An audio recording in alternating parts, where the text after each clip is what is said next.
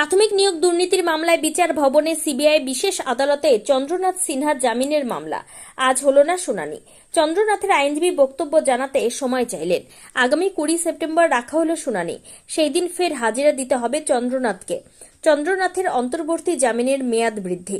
আগামী শনিবার সকাল 11টায় পরবর্তী শুনানি। আগামী বৃহস্পতিবারের মধ্যে নিজের বক্তব্য জানাবে চন্দ্রনাথের আইনজীবী। এরপর ইডিকে তার বক্তব্য তৈরির সময় রইল। আগামী শনিবার শুনানি চন্দ্রনাথ সিনহার মামলার। ইডি একটি পিটিশন ফাইল করে 12 সেপ্টেম্বর অভিযুক্ত চন্দ্রনাথ সিনহার বিরুদ্ধে অবজেকশন রিপ্লাই জমা দেয় ইডি। 12/9/2025 চন্দ্রনাথ সিনহার তরফে এদিন ইডির ওই পিটিশনে জবাব দেওয়ার জন্য সময় চাওয়া হয়। মামলার পরবর্তী শুনানি 20 সেপ্টেম্বর বেলা 11টায় মামলার শুনানির সম্ভাবনা।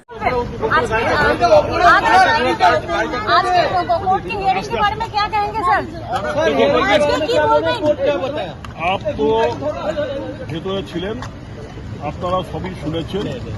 বিচারক কি বলেছেন নেক্সট দিনে সুবিচার পাবেন। নতুন তথ্য প্রমাণ দেওয়ার কথা বলছেন, দেখা যাবে, আমাদের তো উত্তর দিতে হবে, উত্তর সঠিক সময় উত্তর দিতে। আপনার যে 12 কোটি টাকার সম্পত্তি সেটা হিসাব বহির্ভূত বলে জানাচ্ছে ইডি, সেটা প্রমাণ হয়ে পড়ে। ঠিক আছে, ছেড়ে দাও। अगला सुनवाई कब? कोर्ट ने क्या बताया?